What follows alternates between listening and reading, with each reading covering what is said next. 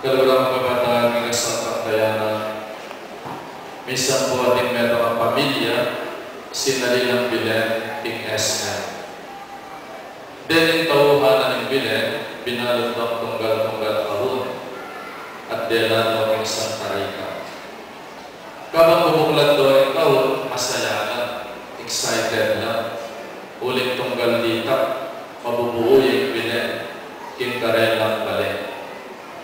Biglat din kahon ng San Jose at Chuyay San Jose. Biglat din kahon ng Birhen Maria at Chuya ka rin ng Birhen Maria. Biglat din kahon dari atong Ari at Chula ka rin dari atong Mago. Biglat din kahon ng nula makalunan din Pastor at Chula ka rin din Pastor. Benedito rin tupa at Chula ka rin ang may mga kahon at linwal mo rin ang tupa. Dapat niyang pantunan din ng kahon nung lupa rin ang makalula ng baby Jesus, alayo niya belinas na malaos may balik na SM o itapala may lakwan niya yung gino kaya dating pisalwan ng dating St. Paul. My dear brothers and sisters, takal niya tanda yung Pasko. Magdulang taong tanda, bang pamatulan na ng puso kako, inisin magbengi ang ganang Pasko.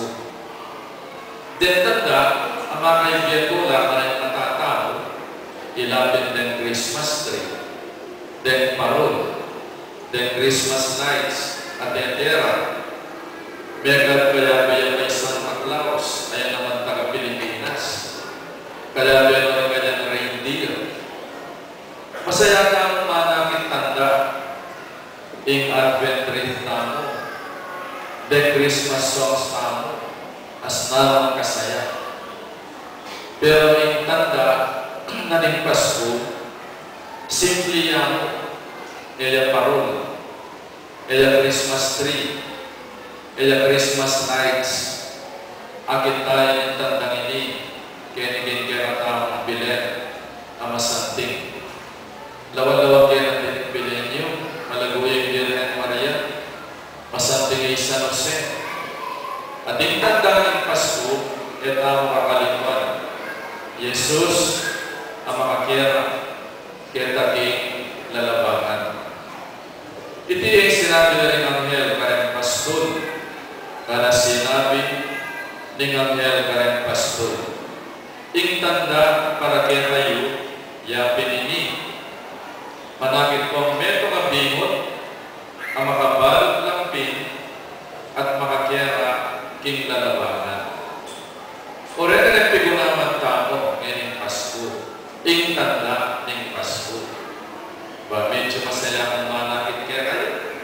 Karena, talaga makapiplas lang, makipag-birthday party lang ang baby Jesus. Kasaya, kasante. Pero naman tayong tanda ng Pasko, meron yung bingot. Nanayaw rin bingot. Yung bingot, si Sesen niya. Miyala ko ang dinidiling bingot. Yung bingot, makailangan niyang manesen. Nungali, Mateya, then yung Sesen yung sarili na. At yung bingot, palwal na yung ganaka at maglapo lugod. King puso na rin kayang pengari at dingsab lang kapamilya na. Mayan kalumping may mga bino, along mo na mo, kaulan me, panuman me, kilikan me, iterap me, inakde mo. Palwal na rin bingot, ingga ka, king puso mo. Ting bingot, si Sesen yan. At dahil bagi, si Sesen, king biyata mo. Si Sesen, ing lugod na rin may asawa. Nungali mga rinda. Nyari may asawa, potang panera yung lalaking metong at metong. Datayin lang ito, mga rinda yung lugod yung metong at metong. So, ang maula ka rin may asawa is na they are always present to one another. Irasanang aldo-aldo, may kikit kayo. Irasanang minsan pati hapon at nagbuang mamaman nung pareho kong mag-over. Si Cesar, ing lugod dahil may asawa. At ing lugod ay mantod mga ragulabangin. Ito mong tinext may asawa mo. Ito mong pigdalangin pansit. Aman niya, mga paborito na. Ito mong sidya mo, ing kanyang apunan o ing kanyang almusal. Ito mong pinipiming malanat, penaksa mong mitnong lugod. Masisesa yung lugod, karen mga lating bagay. At ito mo sana paborita. Simple little things nourish our love for one another. Yan yung Paskong ini, simple mo. Ing tulang ng Pasko. May katanggap kang regalo, at yung safeguard siya mo, at yung sipit na mong ba, o kaya nagpanya ka ng anak, as na nakakasaya, ulit din ang kang regalo. Mga lating bagay, ing makaibiyatula, at manese ing lugod tao. Sesen mo, ing lugod na rin pemare mo, at ing tiwala na niya mo. Emo sana, sasayakan, ing perang gagastos ng tuition mo. Sesen mo ing lugod na, sesen mo ing tiwala na, emo din ang sukalalot ng pemare mo. Sesen mo ing lugod na rin anak mo. Alita kaldualdo, kakamuanan mo lang, pamulisakan mo lang, botarugo po na tumuha rin anak mo, lumawag lalong pera. Sesen mo lugod din anak, mapotang matuwa ng kaluguran ka naman, at ito kapaburen. Sesen mo lugod na rin kapatad mo, botarugo na kumikilala ng meto. Nanginin Pasko, family reunion, pamanese, inlugod, kapatad. Bigmula kayong merong mga pamilya, may makisawa kayo, sana makalinguan, ing pami kapatad yun. At least ngayon Pasko, kaya kayo pa rin pengari yun. O tagalang, mitipon-tipon na kayo mo, o tang makaburol na ima mo. Sana naman kamang mabyan ka rin pengari yun, yung makalinguan, nagyang metong mong oras, muli kayo kayo. Bang masese lugod pengari, lugod kapatid. Sese mo lugod mo kaya sipin mong balik. May pakipatay ng sipin mong balik. Ulit po ito, kaya takin ka. Alam mo nang dumami nung alamay sipin mong balik. Alamay ka kapatid ng Pimplaza.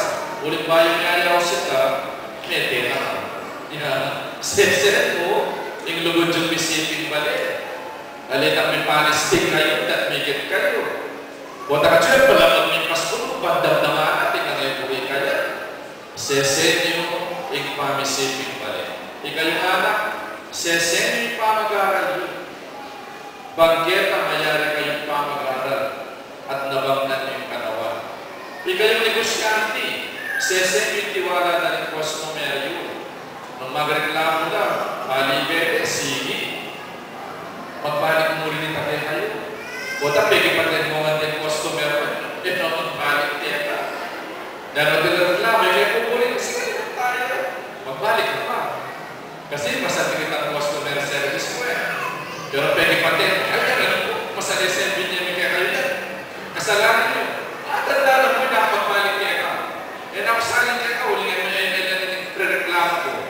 O patseli na rin. Magbalik na pa tayo. Ay, puta ko pa rin. Masating ka rin, ada. So, sesen yung tiwala, daring customer yun.